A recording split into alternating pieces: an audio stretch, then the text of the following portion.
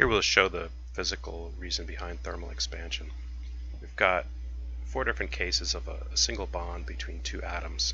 Of course, in a crystal, the structure of an atom and a bond and another atom would be repeated. But we don't need that to show thermal expansion.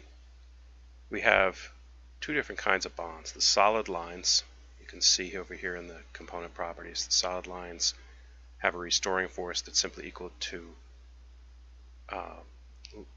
K, a spring constant, times the displacement of the bond length from the equilibrium bond length, which is xe here.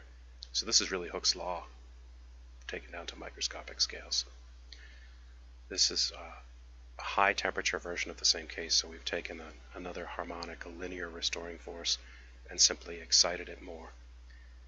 So the dashed lines, though, represent a nonlinear force. That's called the Morse potential, and you can see a formula for it here. That's the Morse potential force. It's a difference of 2 exponentials, and the important thing about the Morse potential is it becomes much weaker when you get farther, when the bond length becomes larger. So, as in any system with a restoring force, you're going to spend actually a lot more time. You're going to have take a very long time to turn around and to return and accelerate back when you're distant from the equilibrium position. And that means you'll spend more time farther away. And that's the source of thermal expansion. So we have 2 low temperature cases on the left. The bonds are shown in blue to indicate the low temperature, both linear and nonlinear, and they behave about the same. We can see that in a plot. I'll plot them over time. We want to take the displacement of the first atom and the displacement of the second atom.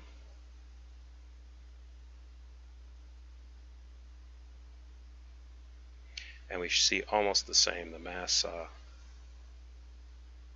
harmonic low and mass Morse low. We see almost the same thing, and that's because for low energies the Morse potential looks almost like a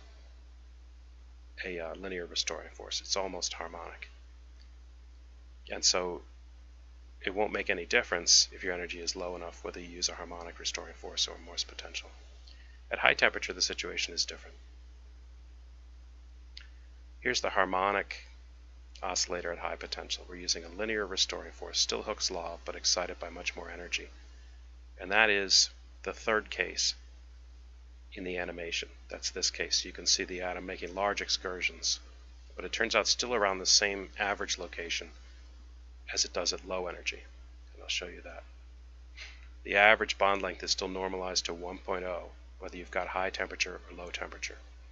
With a Morse potential, that's no longer true, though.